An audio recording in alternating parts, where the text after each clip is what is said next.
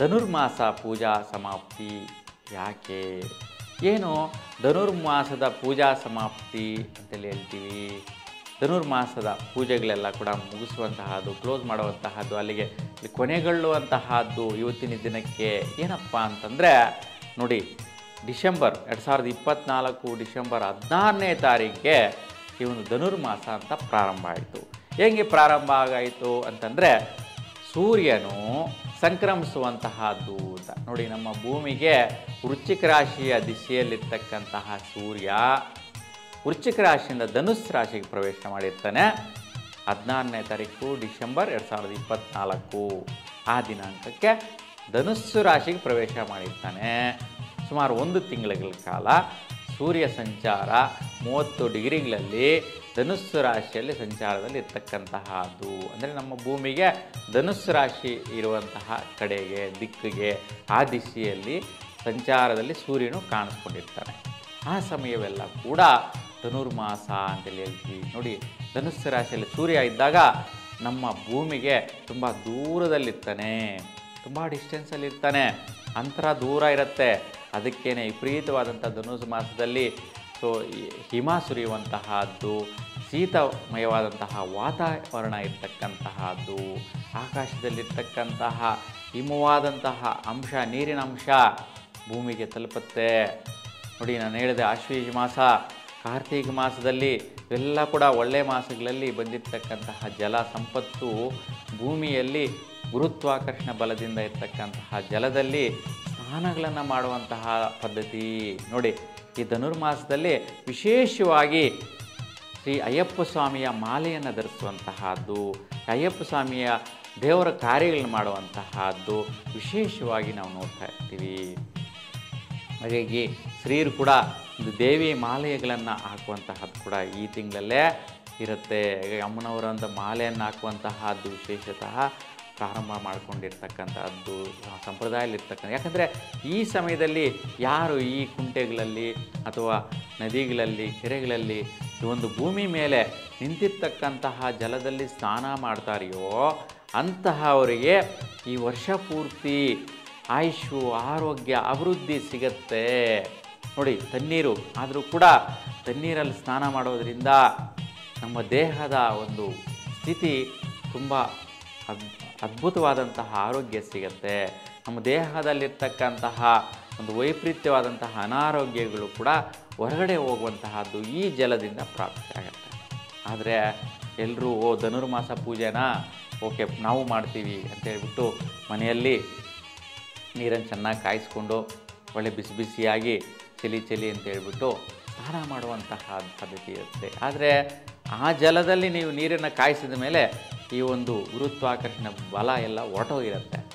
ಆದರೆ ತಣ್ಣೀರಲ್ಲೇ ಸ್ನಾನ ಮಾಡಬೇಕು, ಅದೇ ಅದ್ಭುತ. ಏಕೆಂದರೆ ಬೆಳಗಿನ ಜಾವ ಅಂತ ಒಂದು ಜಾವ ಅಂದರೆ 3 ಗಂಟೆ ಸಮಯ ಇರುತ್ತೆ. ಅದು ಬೆಳಗಿನ ಜಾವ ಬ್ರಾಹ್ಮಿ ಮುಹೂರ್ತ ಅಂತಂದರೆ 3 ಗಂಟೆಯಿಂದ 6 ಗಂಟೆ ಸಮಯ. ಈ ಸಮಯದಲ್ಲಿ ಸ್ನಾನ ಮಾಡಿ ದೇವತಾ ದರ್ಶನ ಮಾಡಿರ್ತಕ್ಕಂತಹದ್ದು. ಶಿವಾಲಯಗಳಿಗೆ ಹೋಗ್ಬಿಟ್ಟು ದೀಪಾರಾಧನೆಗಳು ಮಾಡುವಂತಹದ್ದು, ಮತ್ತು ವಿಷ್ಣು ದರ್ಶನ ಮಾಡುವಂತಹದ್ದು ರೀತಿ ದೇವರ ಎಲ್ಲ ದರ್ಶನಗಳು ಅಂದರೆ ಎಲ್ಲಿ ಅವ್ರು ಇರ್ತಾರೆಯೋ ಅಂತಹ ಸನ್ನಿಧಾನಗಳಲ್ಲೆಲ್ಲ ಕೂಡ ಮಾಡ್ತಾರೆ. ವಿಶೇಷವಾಗಿ ಧನುರ್ಮಾಸವಾದ ಪೂಜೆ ಅಂತೇಳಿ ಹೇಳ್ತೀವಿ, ಧನುರ್ಮಾಸ ಸ್ನಾನ ಅಂತೇಳಿ ಹೇಳ್ತೀವಿ. ಹಾಗಾಗಿ ವರ್ಷದಲ್ಲಿ ಈ ಒಂದು ತಿಂಗಳಲ್ಲಿ ಮಾಡುವಂತಹ ಸ್ನಾನ ಅದ್ಭುತವಾಗಿರುತ್ತೆ. ಆ ಒಂದು ಒಂದು ತಿಂಗಳೆಲ್ಲ ಕಂಟಿನ್ಯೂ ಆಗಿ ಬೆಳಗಿನ ಜಾವ ಮಾಡೋದರಿಂದ ತುಂಬ ಶ್ರೇಷ್ಠವಾದಂಥ ಫಲಪ್ರಾಪ್ತಿಗಳು ಸಿಗುತ್ತೆ. ಅದಕ್ಕೆ ವಿಶೇಷವಾಗಿ ಈ ಒಂದು 14ನೇ ತಾರೀಕು ಸಂಕ್ರಾಂತಿಗೆಲ್ಲ ಅಯ್ಯಪ್ಪ ಸ್ವಾಮಿ ಮಾಲೆ ಹಾಕಿರ್ತಕ್ಕಂತಹ ಅವರು ಶಬರಿಮಲೆಗೆ ಹೋಗಿ ಈ ಒಂದು ಜ್ಯೋತಿಯನ್ನು ದರ್ಶನ ಮಾಡಿ ಅಲ್ಲಿ ಅಯ್ಯಪ್ಪ ಸ್ವಾಮಿಯ ಮಾಲೆಯನ್ನು ಧಾರಣೆಯನ್ನು ವಿಸರ್ಜನೆ ಮಾಡ್ತಾರೆ. ಈ ತಿಂಗಳು ಪೂರ್ತಿ ಆಚರಿಸ್ತಾರೆ. ಹಾಗಾಗಿ ವಿಶೇಷವಾಗಿ ಈ ತಿಂಗಳೇ ಯಾಕಪ್ಪ ಅಯ್ಯಪ್ಪ ಸ್ವಾಮಿ ಮಾಲೆಯನ್ನು ಧರಿಸ್ತಾರೆ ಅನ್ನೋದು ಕೂಡ ತುಂಬಾ ವಿಶೇಷ. ನೋಡಿ, ಅಯ್ಯಪ್ಪ ಸ್ವಾಮಿ ಮಾಲೆ ಹಾಕುವಂಥವ್ರಿಗೆ ಗೊತ್ತಿರಲ್ಲ ವಿಷಯ. ಎಲ್ಲರೂ ಹಾಕ್ತಾಯಿದ್ರೆ ನಾವು ಹಾಕೋಣ. ಅಯ್ಯಪ್ಪ ಸ್ವಾಮಿ ಮಾಲೆ ಹಾಕ್ಬಿಟ್ರೆ ಒಳ್ಳೇದಾಗ್ಬಿಡತ್ತೆ, ನಾವು ಕೆಟ್ಟ ಕೆಲಸಗಳು ಮಾಡಿರೋದೆಲ್ಲ ಹೊರಟೋಗ್ಬಿಡತ್ತೆ, ನಮ್ಮ ಸಾಲಬಾಧೆಗಳೆಲ್ಲ ತೀರೋಗ್ಬಿಡತ್ತೆ, ನಮ್ಮ ಕಷ್ಟ ಕಾರ್ಪಣ್ಯಗಳೆಲ್ಲ ಹೊರಟೋಗುತ್ತೆ ಅಂತ ಅಂದ್ಕೊಳ್ಳೋದಲ್ಲ. ಈ ಮಾಲೆ ಧರಿಸಿದ ಮೇಲೆ ಇಲ್ಲಿಂದ ಆಚೆಗೆ ಭಗವಂತನ ಹತ್ರ ಸಂಕಲ್ಪ ಮಾಡ್ಕೊತೀರ, ನೀವು ಮಾಡ್ಕೋಬೇಕು. ನಾನು ಇನ್ನು ಮುಂದೆ ನನ್ನಲ್ಲಿರ್ತಕ್ಕಂಥ ಕೆಟ್ಟ ಗುಣಗಳು, ದುರ್ಗುಣಗಳು ಕೆಟ್ಟ ಸಹವಾಸಗಳು ಇವೆಲ್ಲ ಕೂಡ ಬಿಟ್ಬಿಡ್ತೀನಿ, ಇವೆಲ್ಲ ನನಗೆ ಬೇಕಾಗಿಲ್ಲ, ಇಲ್ಲಿಂದ ಆಚೆಗೆ ನಾನು ಚೇಂಜ್ ಆಗಬೇಕು ಅನ್ನುವಂತಹದ ದೃಢವಾದ ಸಂಕಲ್ಪ ಪ್ರಯತ್ನ ನಿಮ್ಮದಾಗಬೇಕು. ಆ ಒಂದು ರೀತಿ ಸಂಕಲ್ಪ ಮಾಡಿಕೊಂಡ್ರೆ ಮಾತ್ರ ಅಯ್ಯಪ್ಪ ಸ್ವಾಮಿ ಮಾಲೆಯನ್ನು ಧರಿಸಬೇಕು. ಏಕೆಂತಂದರೆ ಆ ಒಂದು ಮಾಲೆ ಧರಿಸೋದೇ ಆ ಶ್ರೇಷ್ಠತನ.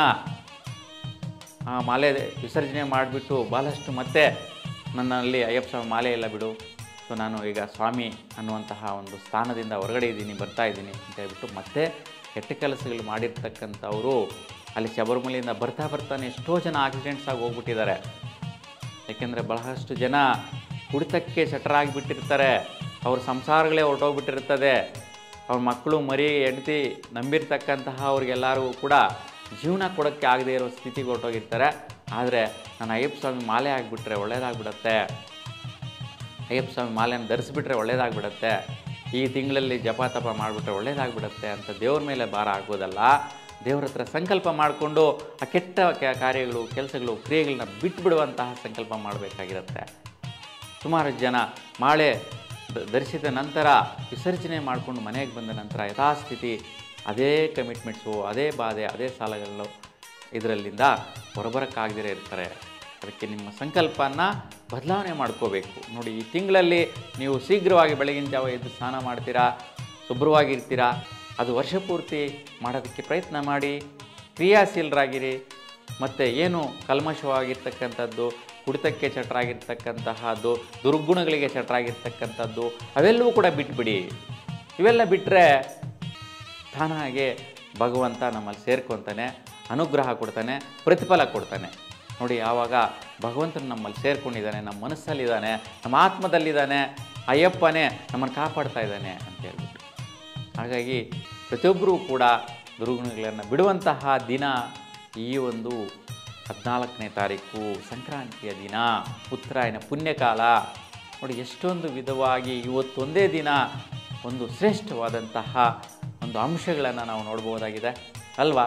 ಹಾಗೆ ಪ್ರತಿಯೊಬ್ಬರು ಕೂಡ ಈ ಧನುರ್ಮಾಸ ಪೂಜಾ ಸಮಾಪ್ತಿ ದಿನ ಇನ್ನು ಮುಂದೆ ಒಳ್ಳೆಯ ರೀತಿ ಒಂದು ವಿಷ್ಣು ದರ್ಶನ, ಅಂದರೆ ಸೂರ್ಯನೇ ವಿಷ್ಣು ರೂಪದಲ್ಲಿ ನಮಗೆ ಬರುವಂತಹ ಬೆಳಕು ನಿಮ್ಮೆಲ್ಲರ ಜೀವನದಲ್ಲಿ ಕೂಡ ಕ್ರಾಂತಿಯಾಗಿನ ಕೊಳ್ಳಿ. ನೋಡಿ, ಆ ಕಾಂತಿ, ಒಂದು ಸೂರ್ಯನ ಒಂದು ಬೆಳಕಿನ ಕಾಂತಿ ನಿಮ್ಮ ಜೀವನದಲ್ಲಿ ಕೂಡ ತೇಜೋಗುಣ, ತೇಜಸ್ಸು, ಬೆಳಕು ಕೊಡ್ತಾನೆ. ಹಾಗಾಗಿ ಅದನ್ನು ಅನುಸರಿಸೋದ್ರಿಂದ ತುಂಬ ಶ್ರೇಷ್ಠ ಫಲ ಇರುತ್ತೆ. ಹಾಗೆ ಇವತ್ತಿನ ದಿನ ಧನುರ್ಮಾಸ ಪೂಜಾ ಸಮಾಪ್ತಿ ಅನ್ನುವಂಥದ್ದು ನೋಡಿ ಇಷ್ಟೊಂದು ವಿಚಾರಗಳಿಂದ ಕೂಡಿರುತ್ತೆ.